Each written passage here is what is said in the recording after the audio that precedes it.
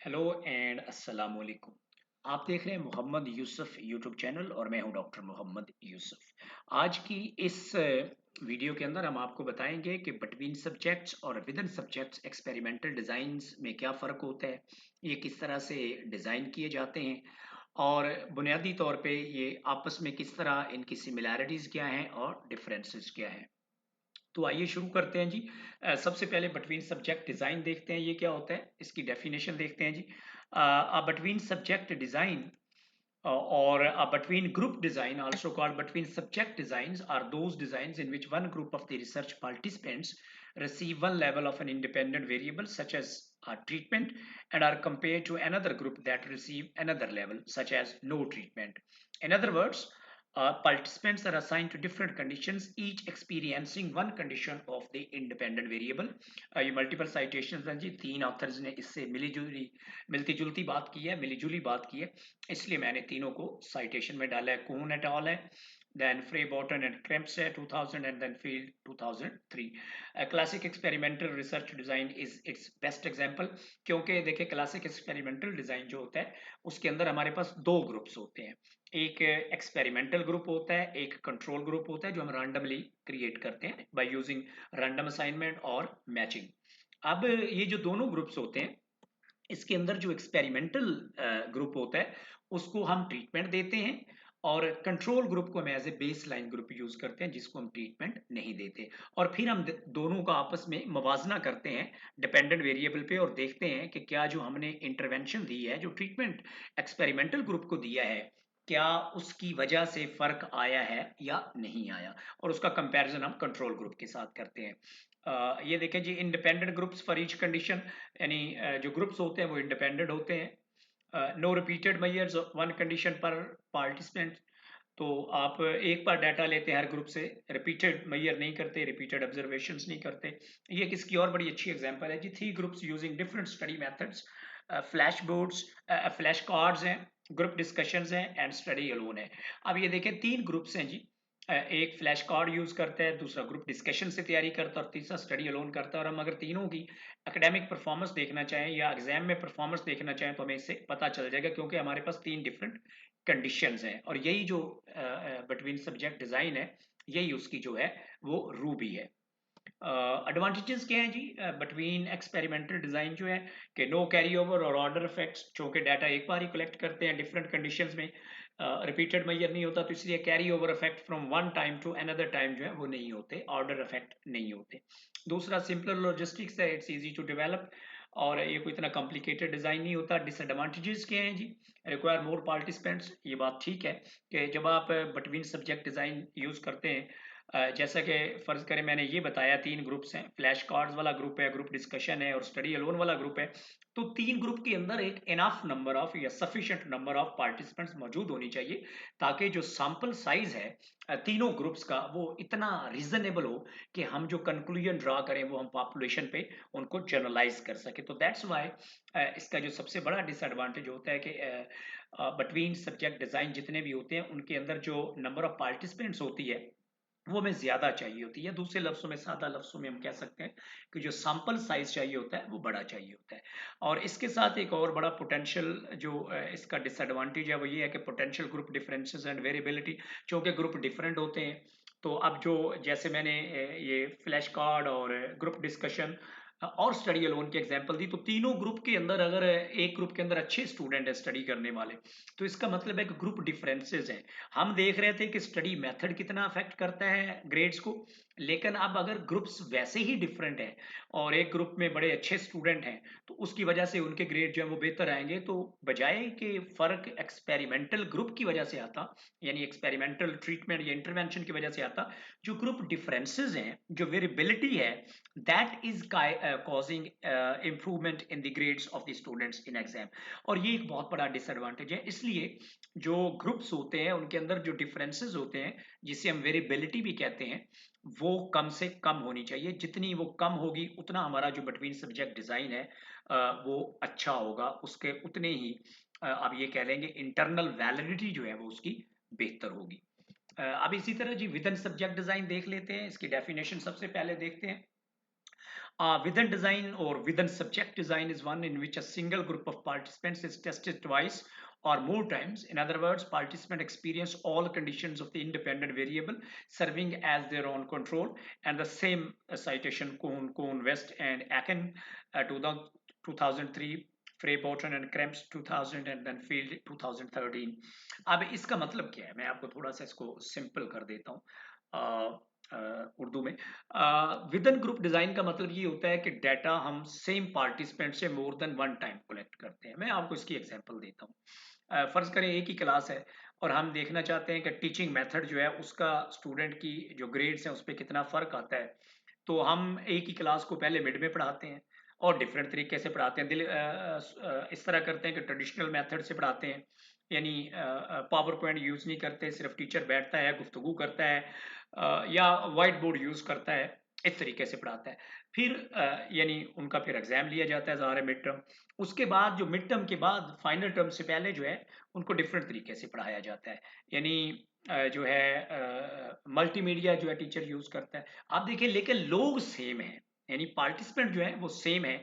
तो अब हम देखेंगे कि क्या टीचिंग मेथड जो है उसका क्या कौन सा ज्यादा इफेक्टिव है, किसकी वजह से उनके ग्रेड्स बेहतर है या उनकी परफॉर्मेंस बेहतर है। In other words, same participants are feeling more than one conditions, or they are being tested or they are being observed more than once. Same participant exposed to the all condition, यानी इसमें दो conditions थी जो मैंने बताया, traditional mode of teaching and then the more advanced like using multimedia and other things, interactive teaching जिसे कहते हैं।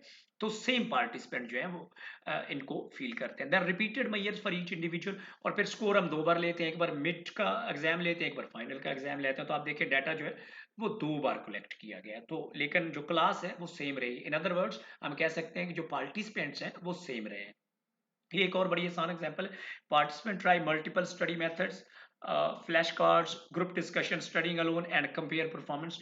लेकिन इसमें हम ग्रुप्स अलग नहीं बनाते। सेम क्लास जो है वो फ्लैश कार्ड से भी तैयारी करती है, वो ग्रुप डिस्कशन से भी करती है, वो स्टडी अलोन से भी करती है। आप इसको कह लेंगे इनको हम 3 बार ऑब्जर्व करेंगे but the participants will remain the same. तो हम देखेंगे कि किससे इनकी जो परफॉर्मेंस है वो बेहतर होती है। इसके एडवांटेजेस क्या हैं? Fewer participants are needed. तो देखें चूंकि एक ही ग्रुप ऑफ द पार्टिसिपेंट्स होता है तो इसलिए सैंपल साइज जो है, अगर फर्ज करें 50 लोग हैं तो दे विल बी इनफ। जबकि इसके मुकाबले में जो पटवीन सब्जेक्ट डिजाइन था उसमें अगर 3 ग्रुप थे तो फिर हर एक में 50 होने जरूरी थे। तो वहां हमें 150 लोग चाहिए थे, जबकि यहाँ अगर 50 लोग भी होंगे तो उससे भी काम चल जाएगा, ये एक अच्छा डिजाइन होगा। कंट्रोल फॉर इंडिविजुअल डिफरेंसेस, और जो ग्रुप्स के अंदर डिफरेंसेस होते हैं वो इसमें कंट्रोल होते हैं क्योंकि सेम लोग होते हैं और ग्रुप डिफरेंट नहीं होते, इसलिए जो डिफरेंसेस होते हैं वो रैंडमाइज हो जाते हैं। अगर अच्छे स्टूडेंट भी हैं तो कुछ ऐसे स्टूडेंट भी होंगे जो इतने स्टडी में अच्छे नहीं होंगे। तो at the end of the day ये जो डिफरेंसेस होंगे ये रैंडमाइज हो जाएंगे। तो हम देखेंगे कि किसी टीचिंग मेथड का कितना इफेक्ट होता है डीवी के ऊपर या स्टूडेंट्स की परफॉर्मेंस के ऊपर। डिसएडवांटेजेस क्या है? Potential for order and carry out effect, क्योंकि एक ही तरह के लोगों को टेस्ट किया जाता है, ऑब्जर्व किया जाता है, उनसे डाटा लिया जाता है। तो अगर डाटा एक से ज्यादा टाइम कलेक्ट किया जाए तो वो लोग फिर कुछ जो स्मार्ट होते हैं वो सवाल याद कर लेते हैं, तो जिसे हम कहते हैं कि ऑर्डर इफेक्ट आ जाता है। यानी उनमें उनके स्कोर में जो इम्प्रूवमेंट है वो स्टडी से नहीं आती बल्कि वो कुछ सवाल याद कर लेते हैं। ऑर्डर जो है उनका, वो ऑर्डर जो है उनको स्मार्ट बना देता है जिसकी वजह से उनके जो स्कोर्स हैं वो बेहतर आ जाते हैं। तो we call it order effect और कैरी ओवर इफेक्ट। इसी तरह require careful design, counterbalancing. तो जब आप ग्रुप बनाते हैं, जब डिजाइन आप डेवलप करते हैं तो आप एक बैलेंस किस्म का जो ग्रुप है वो बनाते हैं। और चूंकि इसमें जो वेरिएबिलिटी है और जो डिफरेंसेस होते हैं वो कम से कम होते हैं, that's why it's a very superior design in terms of internal validity compared to the between subject design. So that's another very important advantage. But disadvantage ये है कि counter balancing आपको करनी पड़ती है। अगर आप नहीं करेंगे carefully तो then it will create certain problems.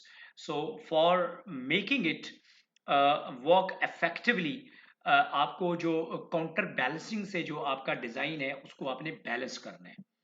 And then की डिफरेंसेस मैं इसको जरा समराइज कर देता हूं जी। Between subject design different participants in each condition, जैसे मैंने प्ले कार्ड्स और ग्रुप डिस्कशन और स्टडी अलोन की एग्जांपल दी। विद इन डिजाइन क्या है, each participant in all condition, तो सेम पार्टिसिपेंट ऑल कंडीशंस के अंदर रहते हैं। बिटवीन सब्जेक्ट्स में नो कैरी ओवर इफेक्ट्स, जबकि विद इन सब्जेक्ट जो है वो greater statistical power but potential order effects. इसमें स्टैटिस्टिकल पावर तो ज्यादा होती है क्योंकि ग्रुप डिफरेंसेस कम होते हैं।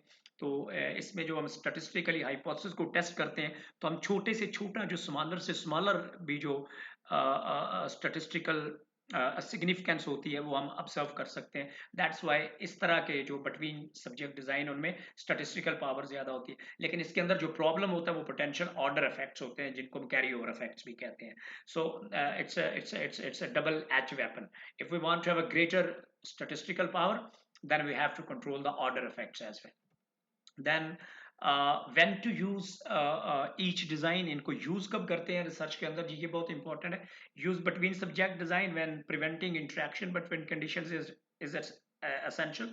जब आप ये इंश्योर करना चाहते हैं कि आपकी जो ग्रुप कंडीशंस हैं, जो आपके ग्रुप्स बनाए आपने, फर्ज करें 3 ग्रुप्स जो मैंने शुरू में एग्जांपल दी है, प्ले कार्ड्स वाले, ग्रुप डिस्कशंस वाले एंड स्टडी अलोन वाले, उनके दरमियान इंटरेक्शन ना हो, तो then you go for between subject design, ताकि ग्रुप अलग अलग जो है वो स्कोर जो है जनरेट करेगा।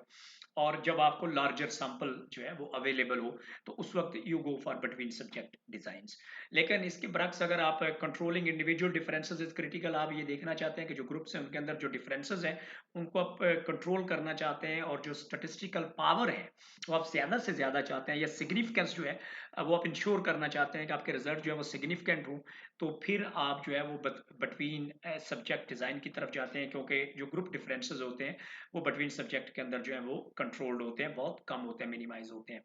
एंड देन इसको तब भी यूज करते हैं जब आपके पास जो आपका सैंपल साइज है वो आपके पास बड़ा ना हो, you have a fewer participants available to study, then you go for between subjects design compared to you go for within subject design compared to between subject design।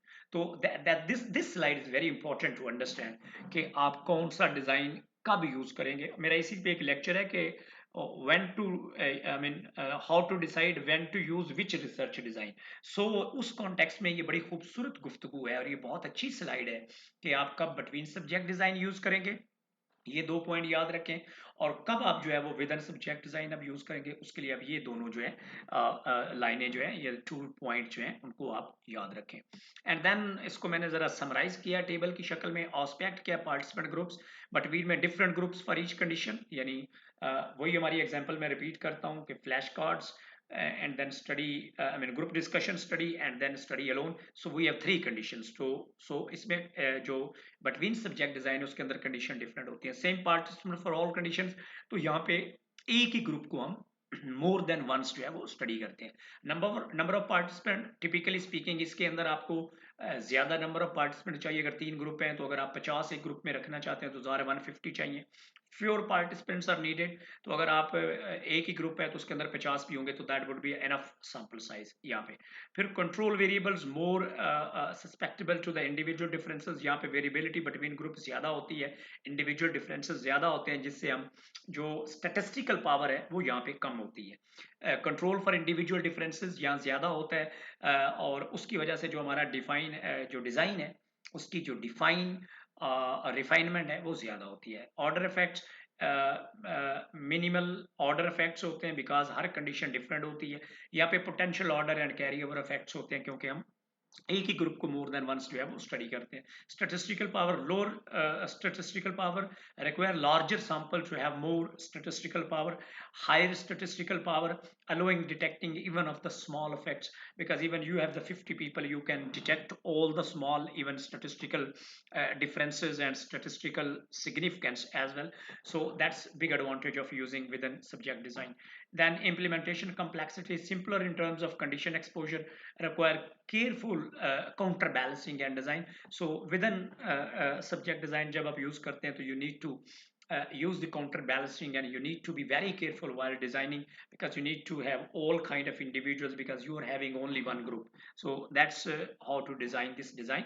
and then these are the references: Kohn, West and Aken, applied multivariate regression, correlation analysis for behavioral sciences, Routledge, and then field discovering statistics using IBM SPSS statistics, Sage, These two are very good texts if you want to understand more between Bidan and between subject designs, and then Frey, Bolton, and Kremps, investigating communication and introduction to research method.